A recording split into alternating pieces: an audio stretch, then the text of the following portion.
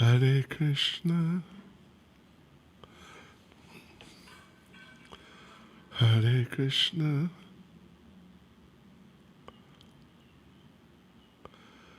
Krishna Krishna. We can start with Maharaj, you are one.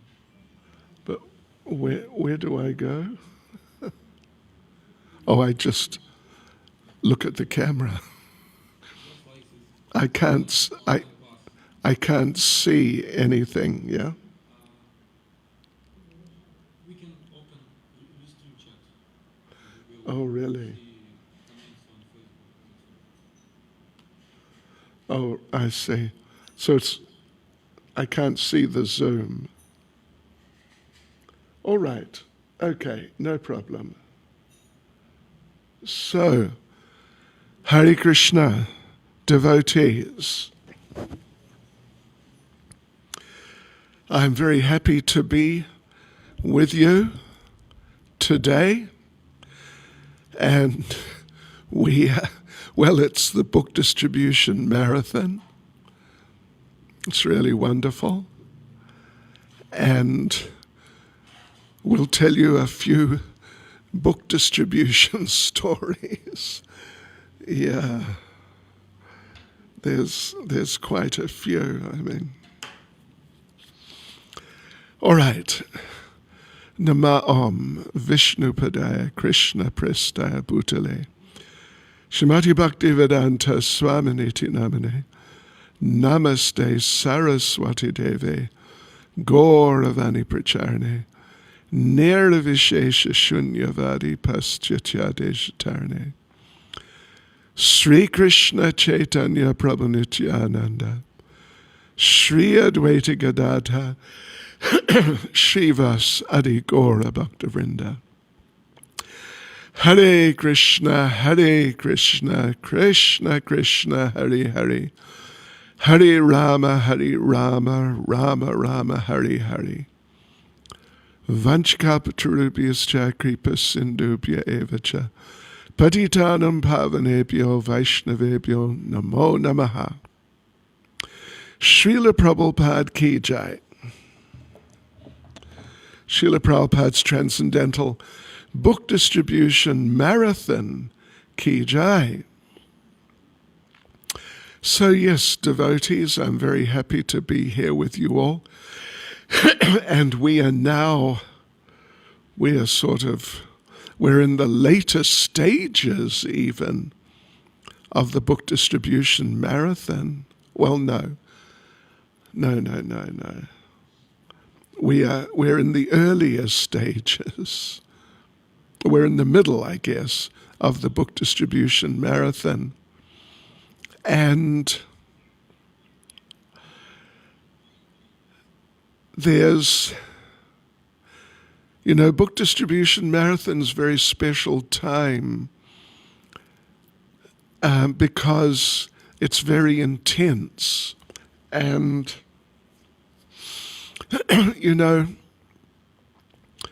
when our devotional service, when the circumstances, the situation of our devotional service is intense, then there's a real possibility of making advancement because of the greater focus, because of the intensity.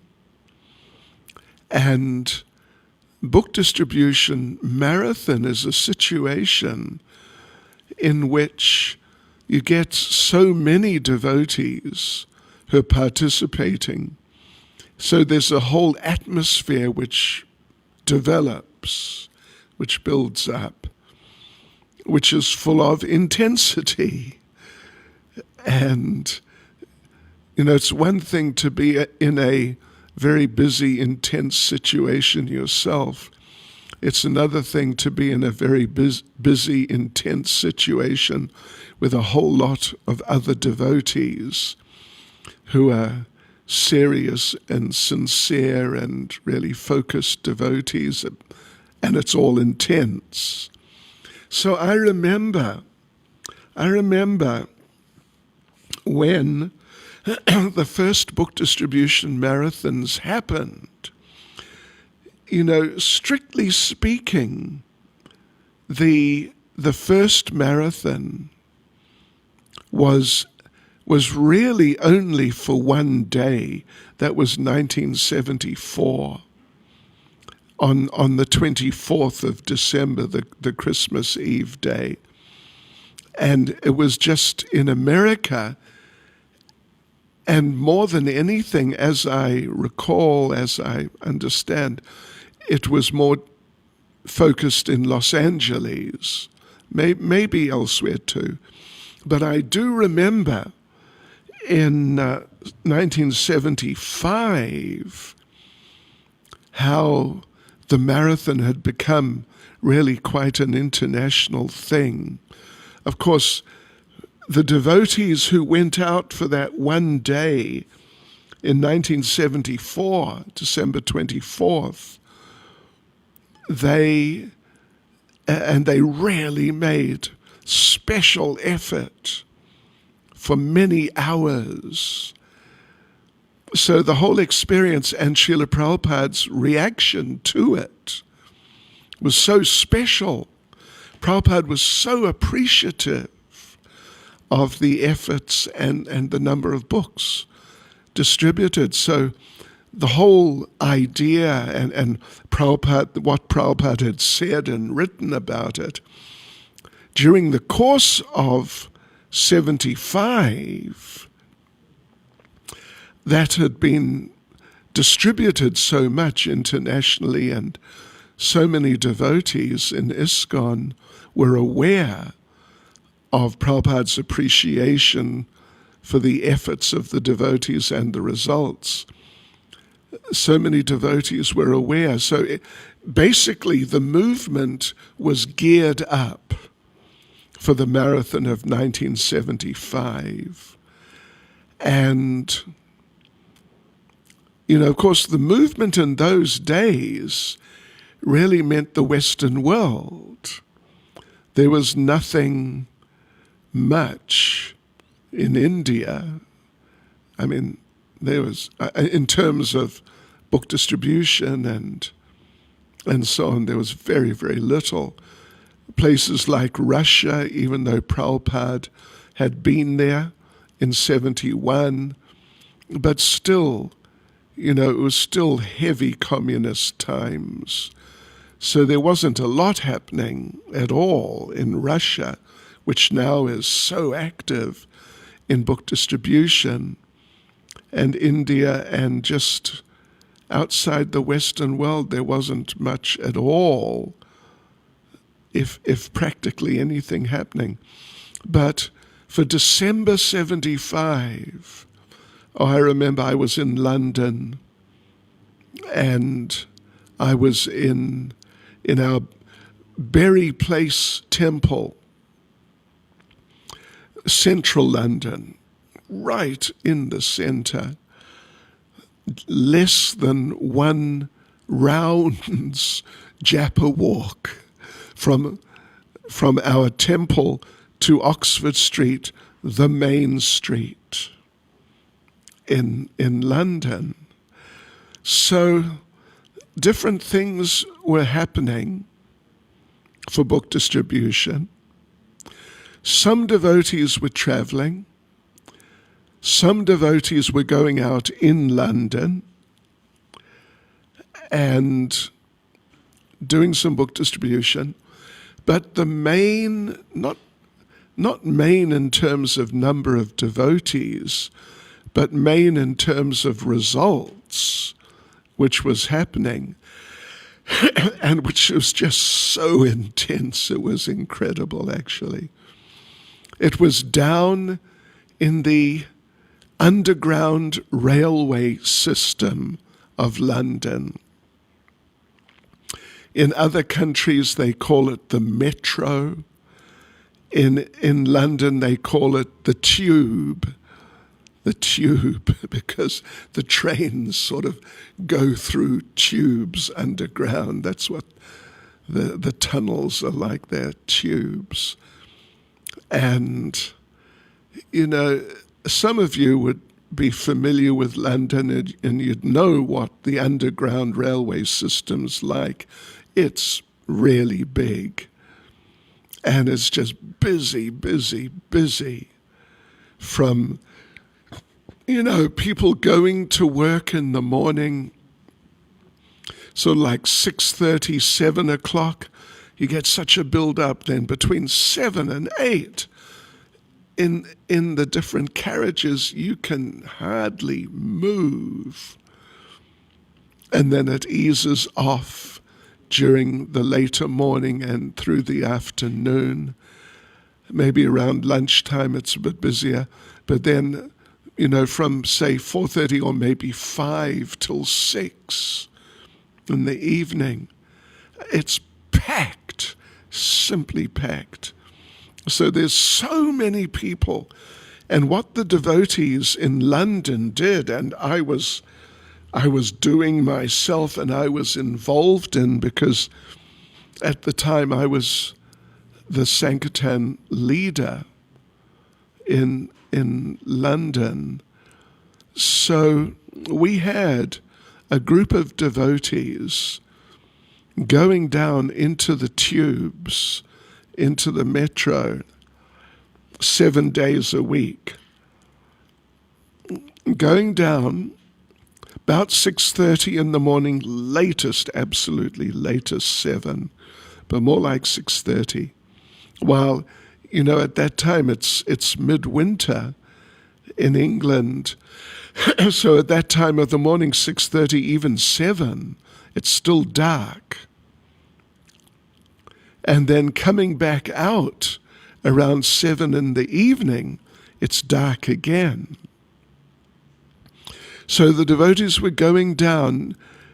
That means there was plus or minus 10 devotees going down 7 days a week, around 6:30, 6:45 in the morning, coming out 7 o'clock at night.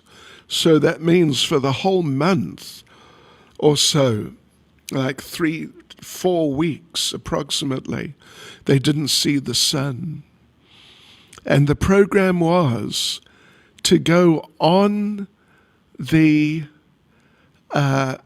train, into one of the carriages of the train.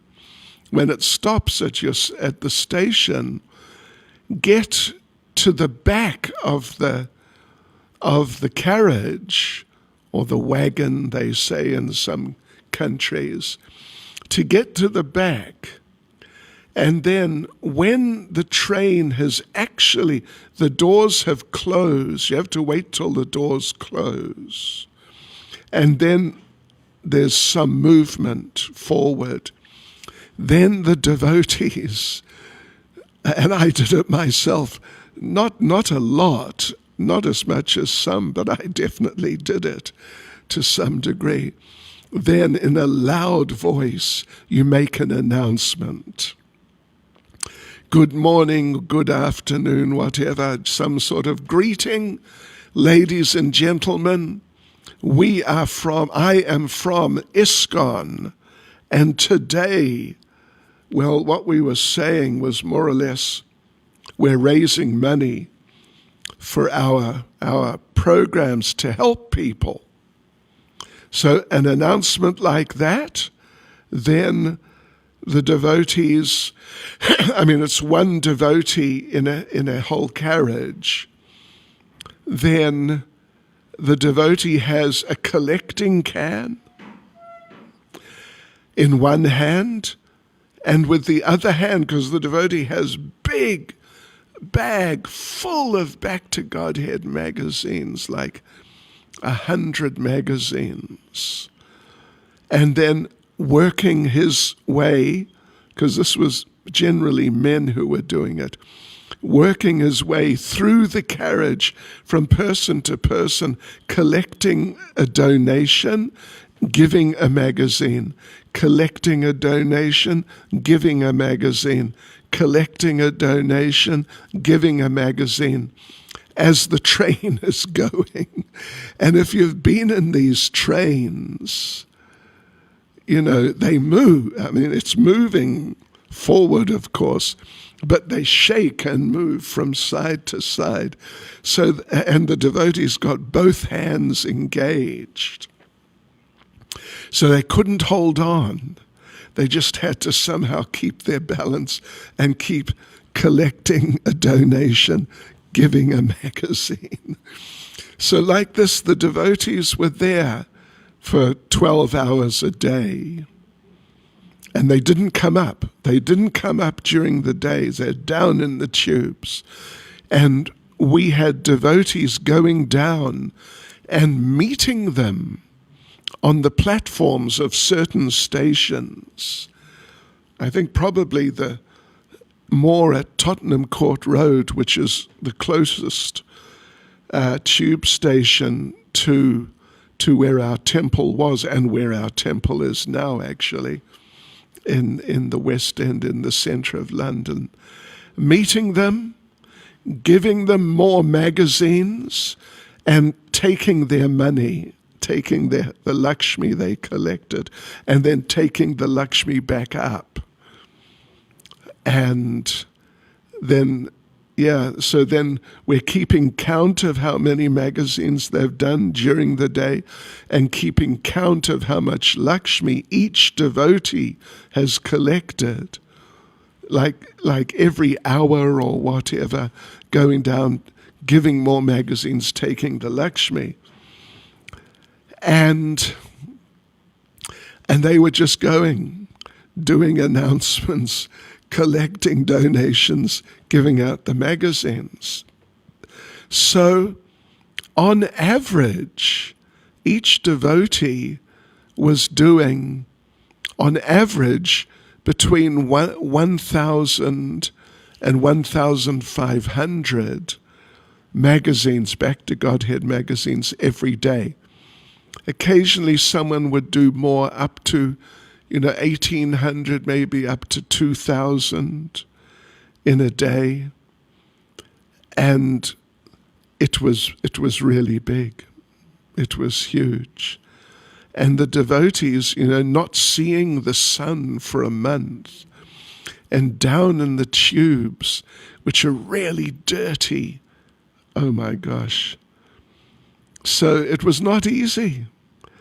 And after a little while, the police understood what the devotees were doing, so sometimes having to dodge the police. It was really intense. It was really intense. But the results were just amazing. Just amazing. There was this one devotee. His name is Jagat Bandhu Das, and he's Jamaican.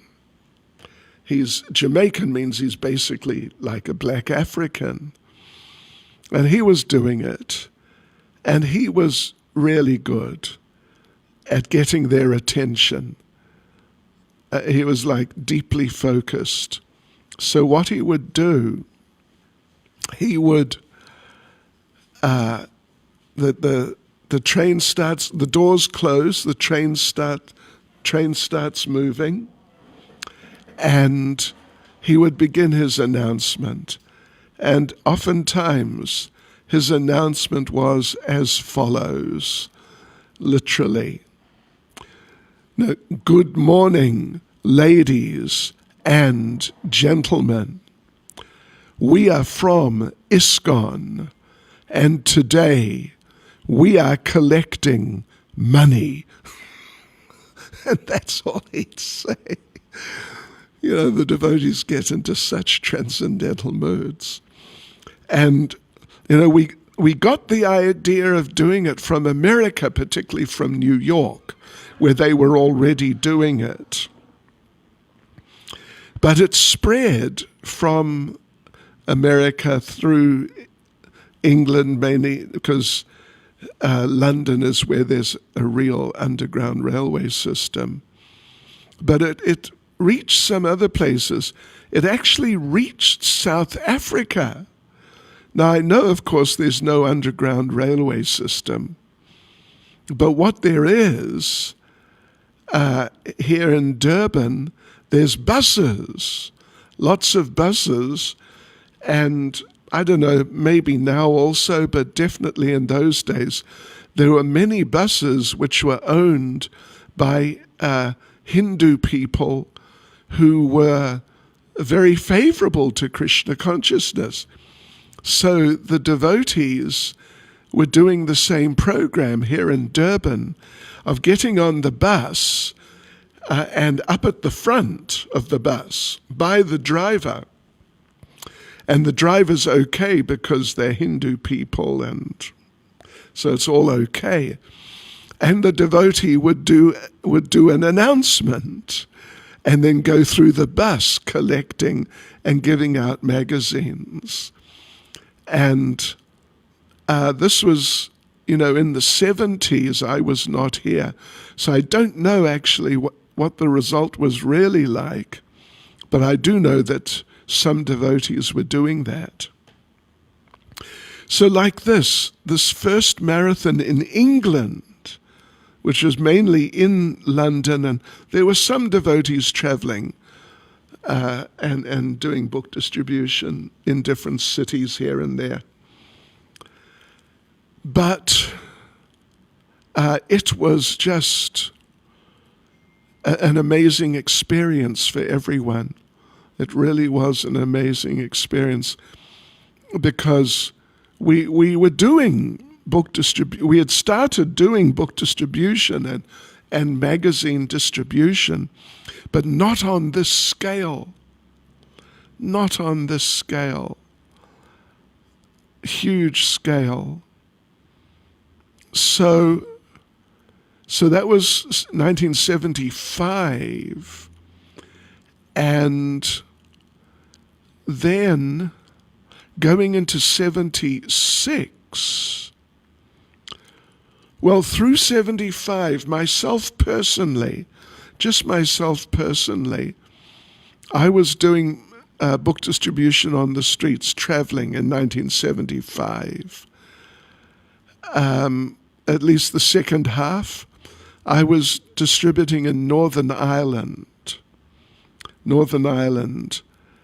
And in Northern Ireland at that time, there was a civil war, a real civil war. I mean, yeah, there was a real civil war.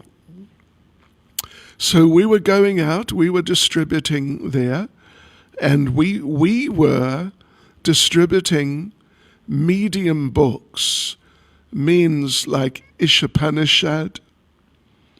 We were distributing Krishna books, but individual, there was a 3-volume set, and we would just distribute the individual volumes. We didn't really worry about the sets.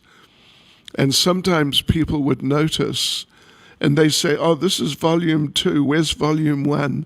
And we'd tell them, well, we ran out, or if we had run out, and don't worry, each volume sort of like is individual. You don't need the one before. Yeah. And so that was during the second half of 75, leading up to this marathon. And then after the marathon in 76, up until sort of the middle of the year, 76, for me personally, then I was engaged by our new GBC, Jayatirtha. I was engaged in running the British BBT. We would print our own books. So there we were in Northern Ireland, distributing books on the street 6 days a week. And in the middle of a civil war. And there was never any shooting that we saw directly that happened when we were present.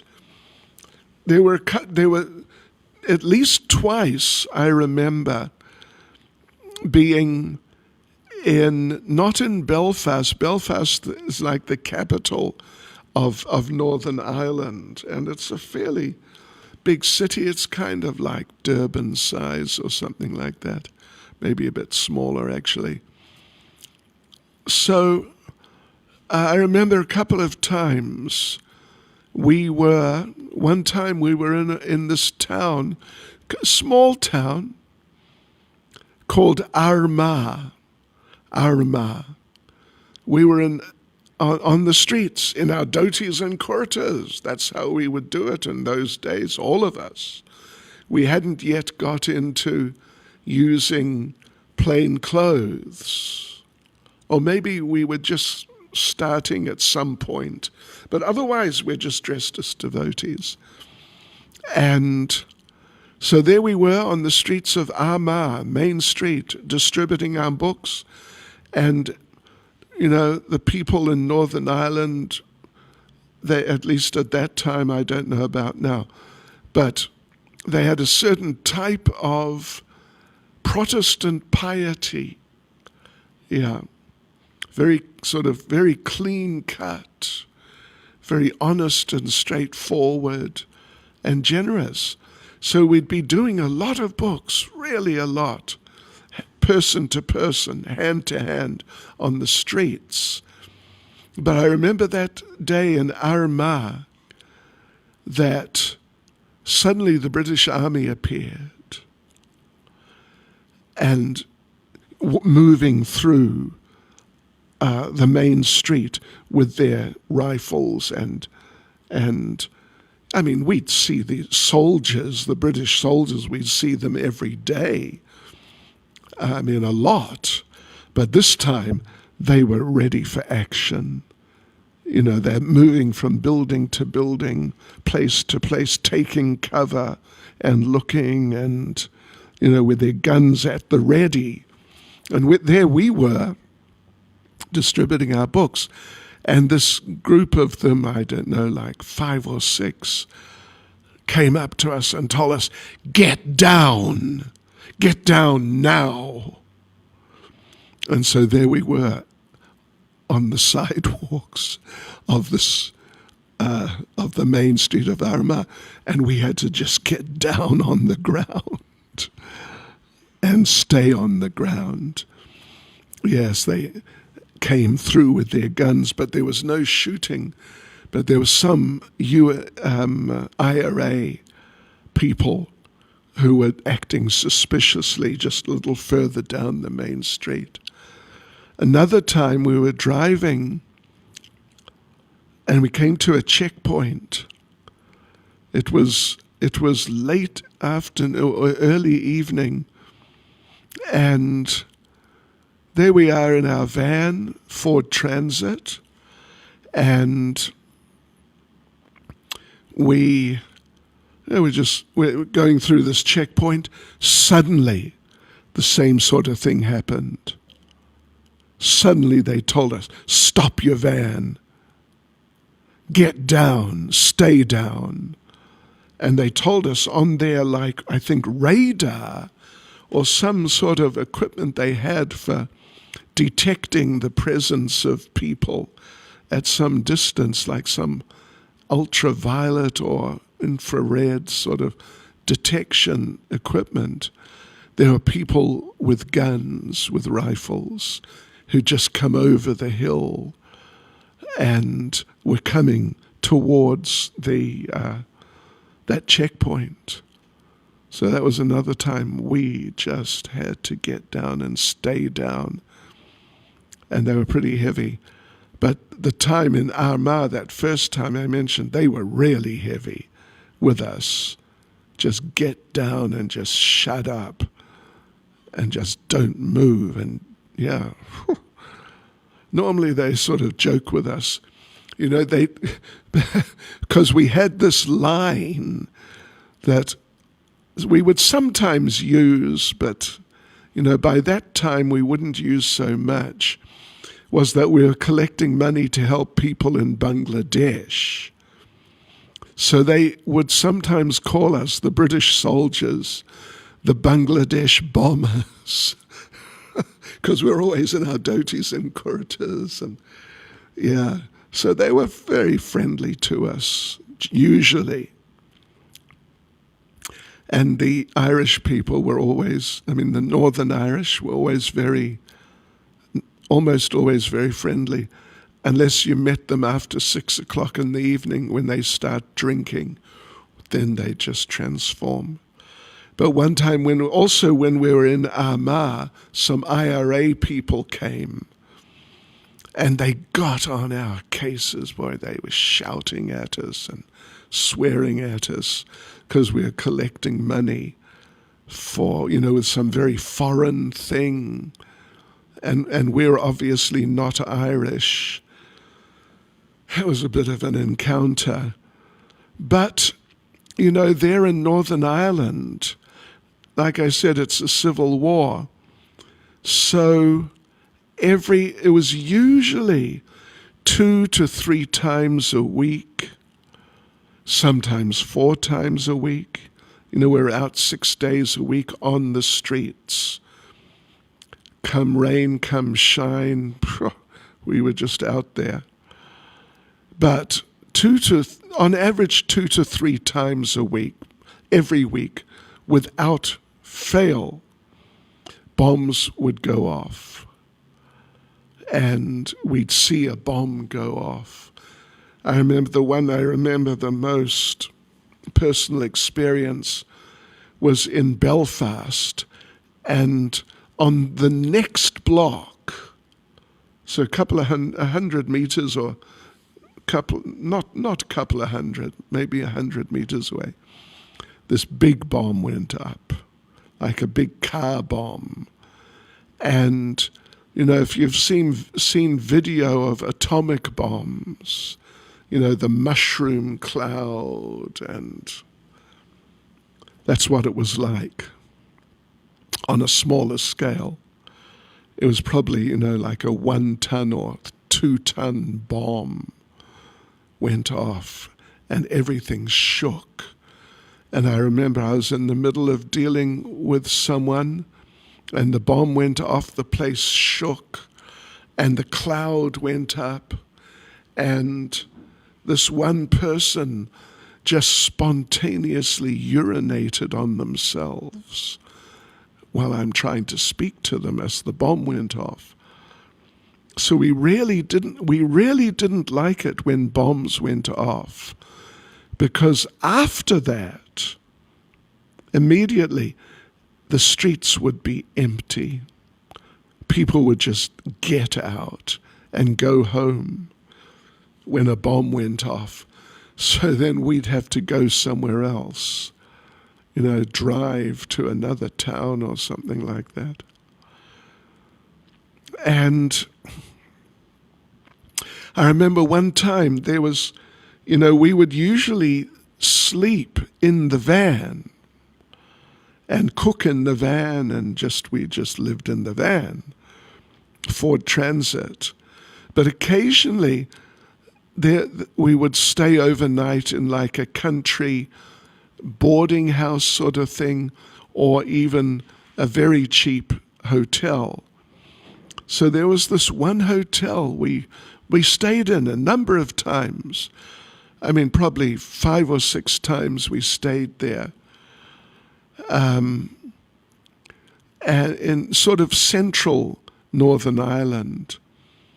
And we would stay there. There was a certain room. We would just take one room.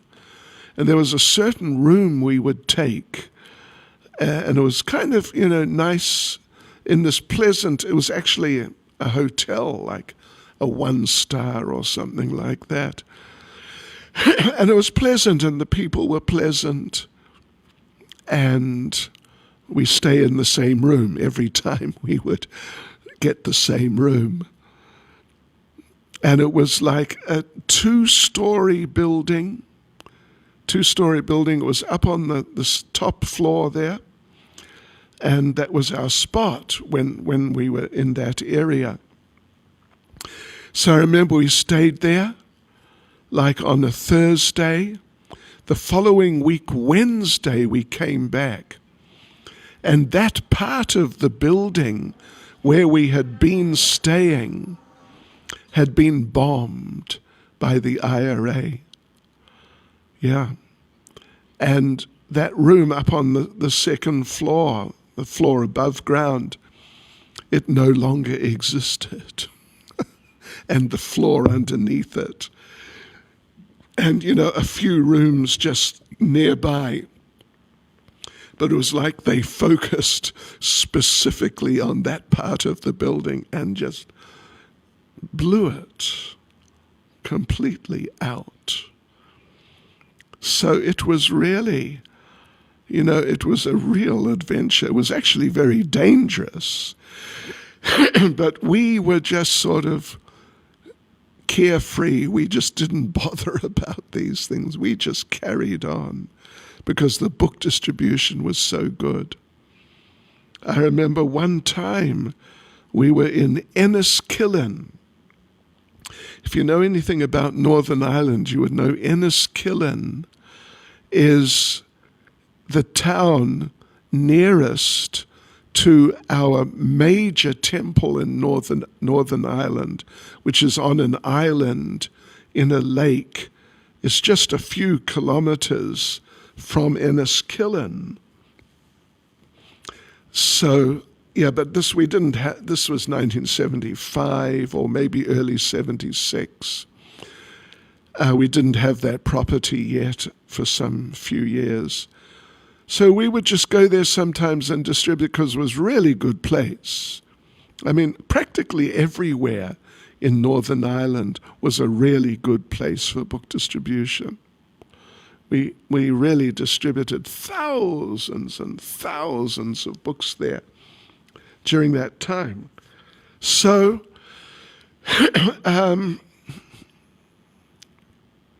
so there we are in Enniskillen. And the way the town is set up, there's the central area where cars are not allowed to park because they're afraid of car bombs. So cars could drive through and drop people off, but they just got to immediately go. And then there's another area just a little further, like we're talking about the main street. Say 100 yards in either direction from the middle of the main street, there another section begins.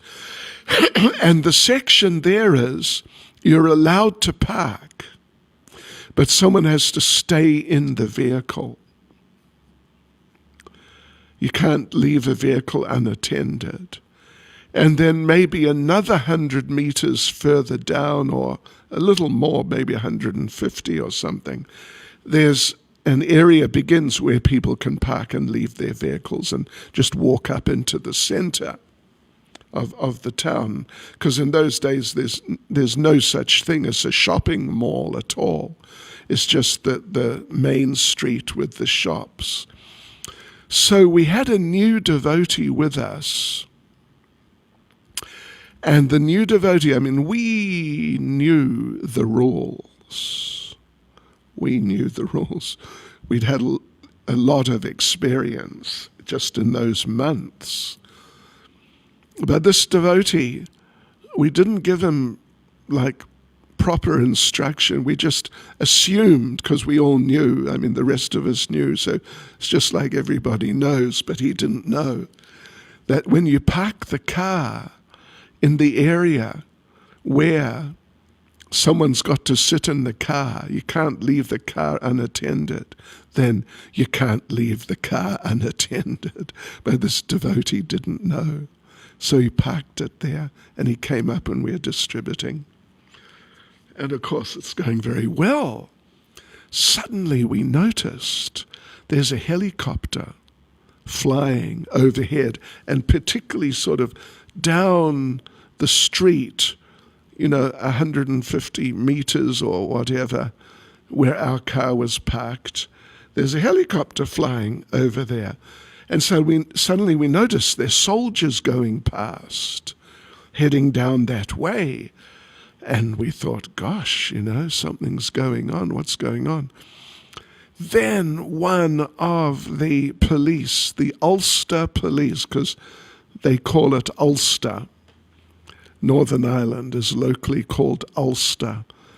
One or maybe just a few of the police came up and said, hey, did you leave a car down there unattended? And then this other devotee who'd left the car unattended, he said, oh yeah, oh sorry. And they told us, you come down and move it right now, otherwise we're going to blow it up. And it wasn't a car, it was a Ford Transit van. Yeah, they were going to blow the thing up because they're afraid it's a bomb. They'd cleared the area and they were mad. They were so angry. Oh my Lord, they were so angry. These Northern Irish police, usually they're super mellow, like all Northern Irish people, kind of happy and friendly. They were so angry. Oh my Lord. Oh boy. Another time, somewhere else, I can't remember where, but one devotee decided to go. We'd parked the van, of course, in an area where you're allowed to park and leave a vehicle, so that's fine. But this one devotee decided that he was very tired and he wanted to go and take rest for a little while in the vehicle. So he did. And this devotee was a very unusual devotee, I mean, in terms of sleeping.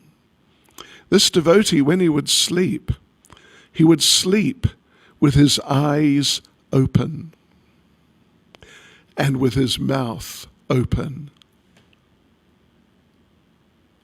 Yeah, mouth wide open and eyes wide open, like he's really, checking something out. So there we are, we're all up there. The rest of us are up there distributing.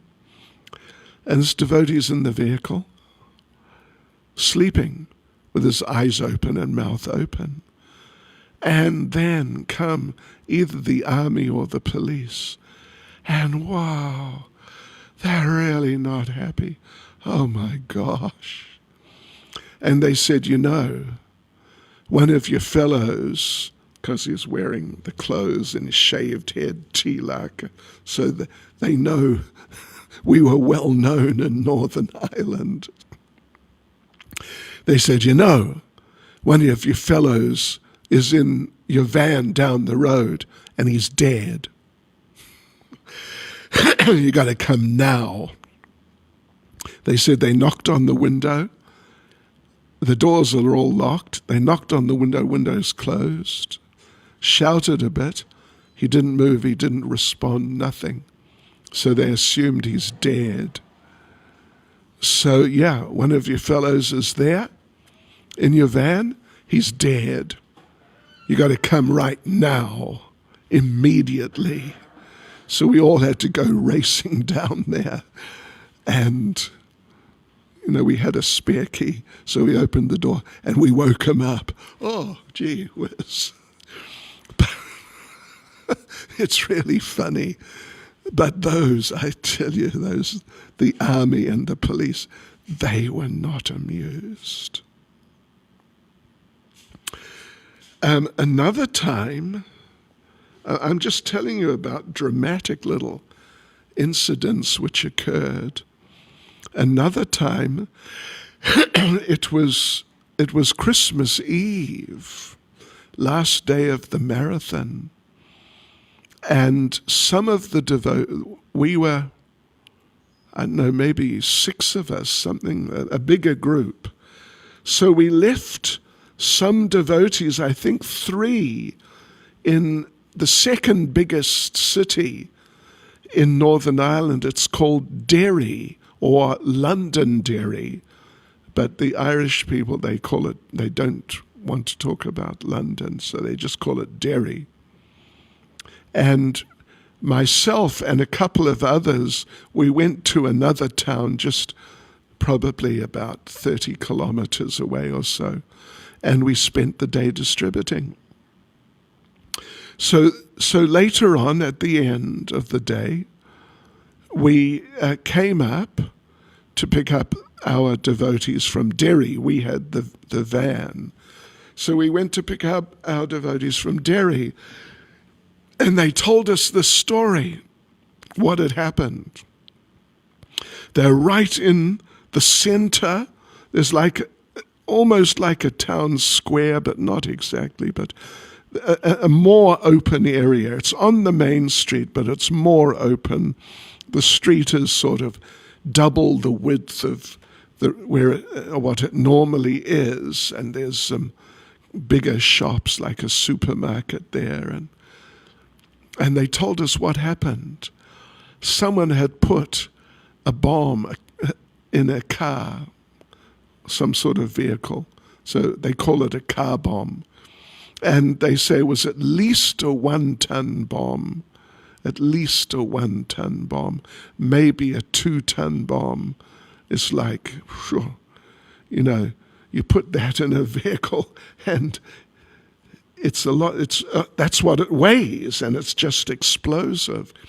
And it was in the street, a side street, just kind of towards where the side street meets this main road, and the kind of open area there in the center of the city on the main street.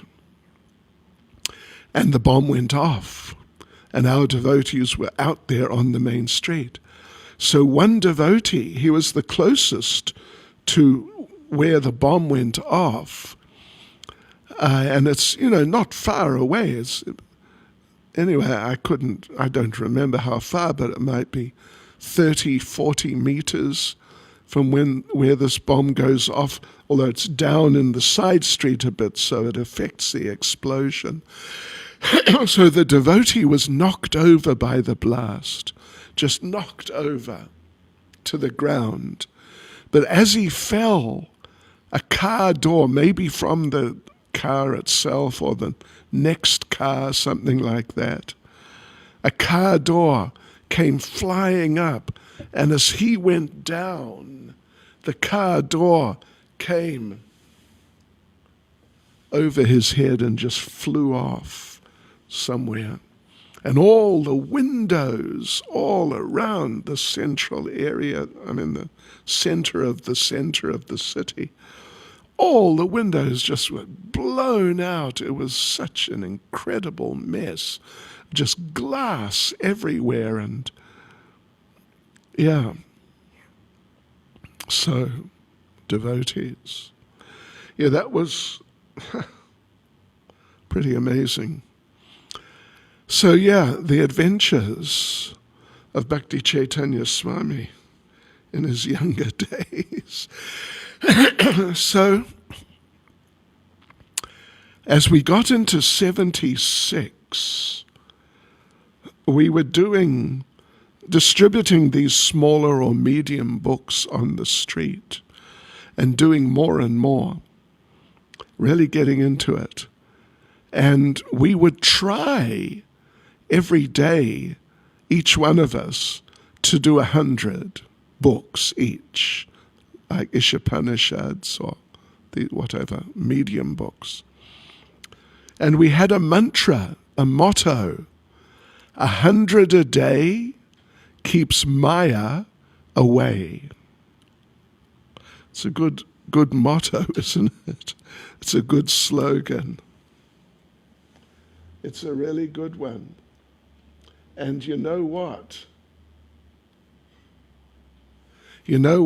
Devotees? It's true. If you do 100 books a day, you will not be in Maya. Because if you're in Maya, you can't do 100 books a day. It's just impossible. But if you get into it and you get inspired, then you can do 100 books in a day, at least like these smaller books. And it's just such nectar. It's so amazing. And so, yeah, I remember the Christmas marathon. I think Christmas marathon 76, we were in Northern Ireland. Although I was now doing the BBT, but for the marathon, we'd go out for the marathon. Everybody'd go out. And we went out to Northern Ireland. And one of the days, we went to this town called Coleraine. If you look on a map of Northern Ireland, you'll see up the top is Coleraine.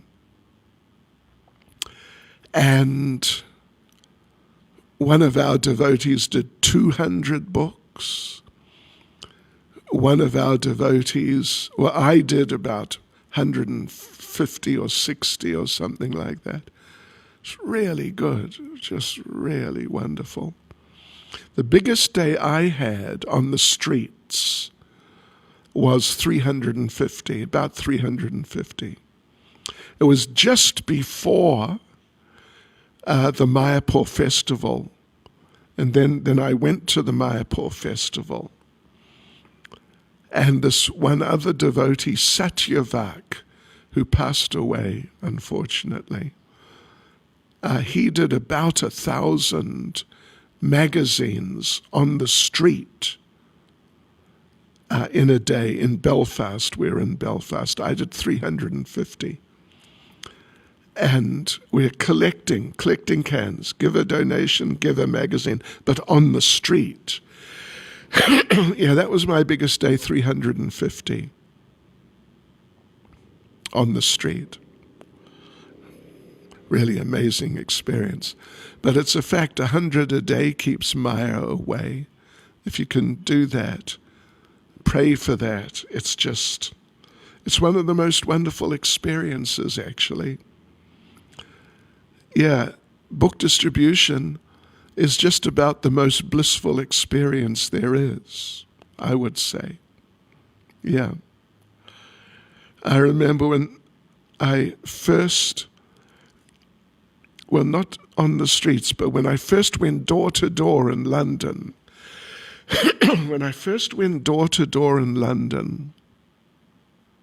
there was a group of us.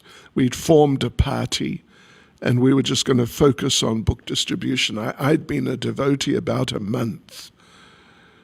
So I remember the first door I went to was in the afternoon, like probably 3 or something, in the afternoon, kind of mid-afternoon. I went and knocked on a door,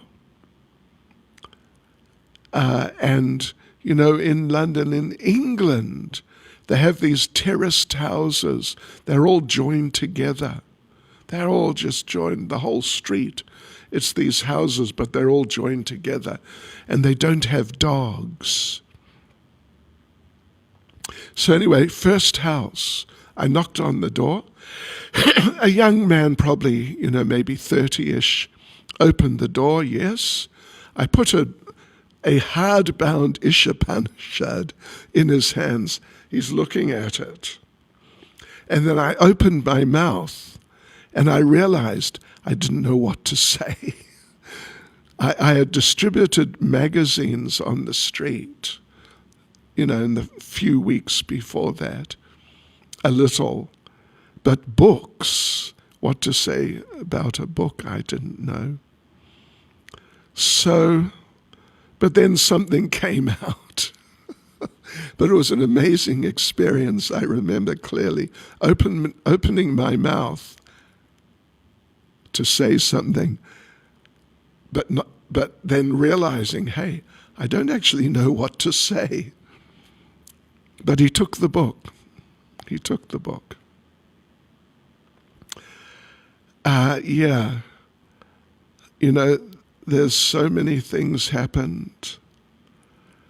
And so many books distributed. Once, my last week, it was in 76, before I came to take up the BBT service of of getting the books printed. So my last week, I was the top medium book distributor in the world, because we had a book distribution newsletter every week, international, every week it came out, and I was the top medium book distributor for that week, and I had done 600, 100 a day. I'd averaged 100 a day. Yeah, and it really keeps Maya away. So now I know many of you are involved in book distribution for the marathon. I know it's the crazy COVID. What is Krishna doing? Anyway, Krishna knows what he's doing, so, we have to learn how to deal with it. So there's a couple of weeks left, right? Well, actually, I'm not sure when the marathon's finishing, but there's some time left. And please know I'm praying that you'll distribute a lot of books. And you please pray. The way I found, you could say, most effective to pray was to pray to Krishna that, my dear Lord, here I am on behalf of Srila Prabhupada, my spiritual master. I'm here on behalf of Srila Prabhupada, trying to do some service for him. And it's not for me. There's nothing in it for me. I just want to please him and serve him because he saved me. So you please help me, my Lord, to do something to be useful for Srila Prabhupada. If you pray like that, I can tell you some stories of praying like that and what happened. But Krishna likes it. Put it that way. Krishna really likes it if we pray like that. So give it a try. And I'm praying, and I'll continue praying, that you can all distribute hundreds and thousands of books and just have an amazing experience in devotional service, distributing the books of Srila Prabhupada. Hare Krishna. Srila Prabhupada Ki Jai. Transcendental Book Distribution Marathon Ki Jai. Gaur Premanande. Haribol.